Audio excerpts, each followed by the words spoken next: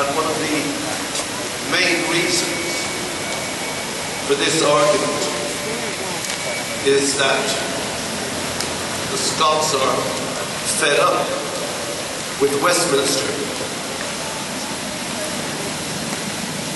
It's half a mile down there. I'd just like to tell everybody in Scotland that we're all fucking fed up with Westminster.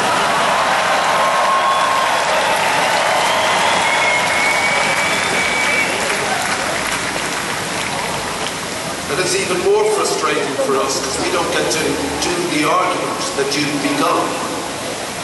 And this argument needs to be had amongst us all. You can't just selfishly resolve it onto yourself by taking an easy opt-out clause.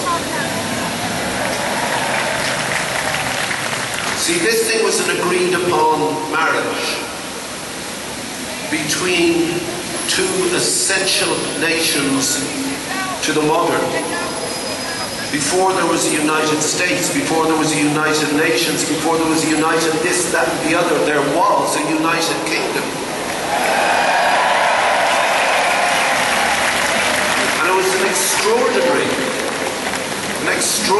meeting of very different minds of two extremely close cousins.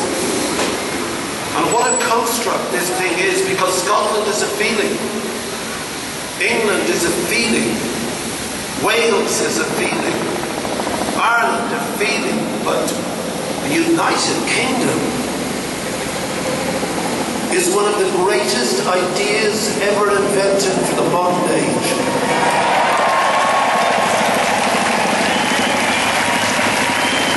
Between you two extraordinary peoples, between the genius, the native genius of the Scots, and the pure pragmatic drive of the English, you made a world beater.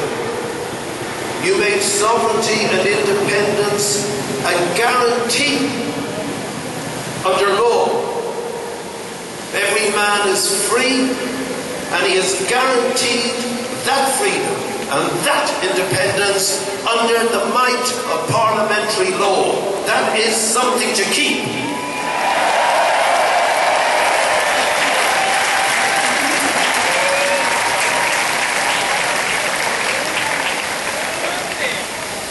David Haynes, God rest his soul, you're right. David Haynes was slaughtered by death cultist animals a few days ago. It matters not that that lovely man who went to help some children, some people who were hurting, who went from this island to help others. Let me ask you now, were David Haynes a Scot, would we be less revolted? Would we not be enraged and swear in our hearts for an ultimate revenge which we may never achieve? Were he English? Were he Welsh? Were he Irish? You see, the pity of all this is we are the closest of cousins. When one of our blood spills, then it all spills. This imaginary independence is what? Certainly if I was Scottish I'd say, why not? But I'm Irish. So I say, why? There is such a thing as a great, big, glorious no. No is not always a negative.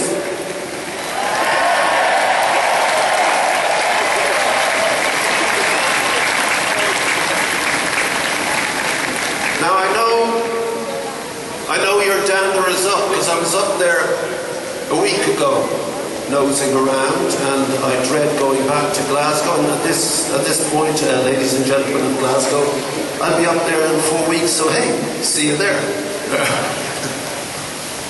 I know your dander is up, but if I may address this to the women of Scotland, you all know that when men's dander is up, logic and reason fly out the fucking window.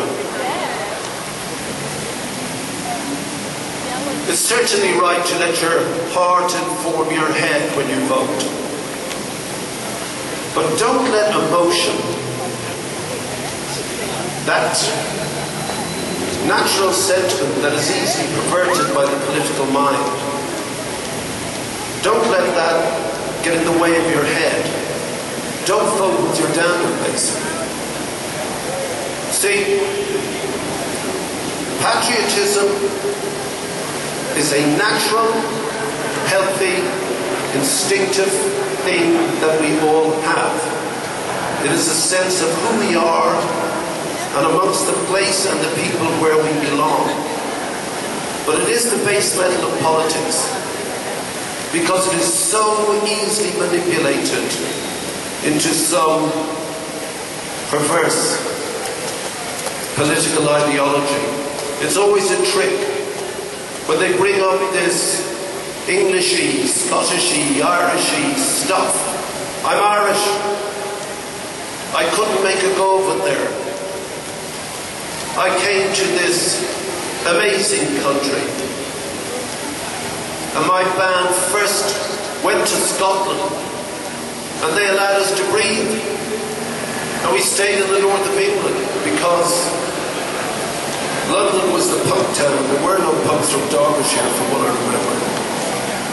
And when our record came out, the Scots put it in the charts. I owe my life. I have that immigrant's gratitude to this country. Being here is part of the payback. And I just can't imagine that you're prepared to let the 21st century go in order to regress to some mythical 18th century notion.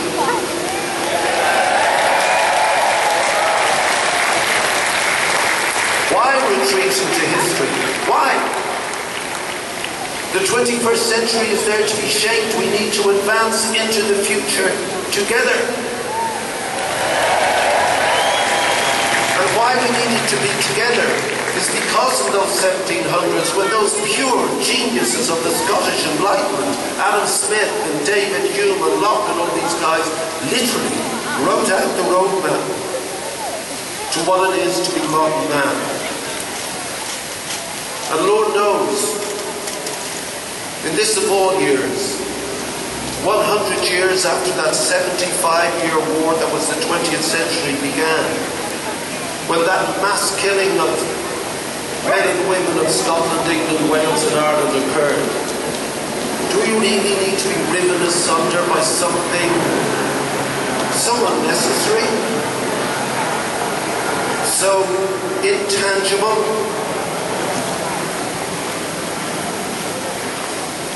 It is a nation. It is free. It is independent. And David Hume, one of the greatest of all philosophers, and one of those men who sat around that coffee table with the other geniuses of the Scottish Enlightenment, said when we begin working together, then we can start the healing. And together, there is a lot of work to be done. We need to work out how this whole thing, not just this island, this tiny little island, not just here, but how these ideas can once again move out into the world and point a way to a century that cannot be like the last one. Never again. A century defined by the ideas of competition. We don't want to compete with Scotland. We want to cooperate. We want consensus. We want compromise, and we want to move it forward.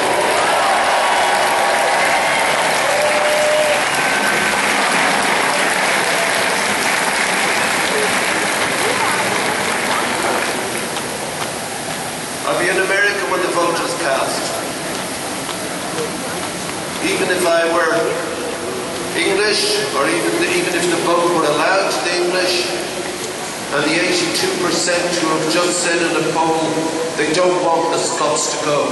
Very there. They don't want them for economic reasons, that's all we've brushed out. They don't want them because of some spurious cultural differences.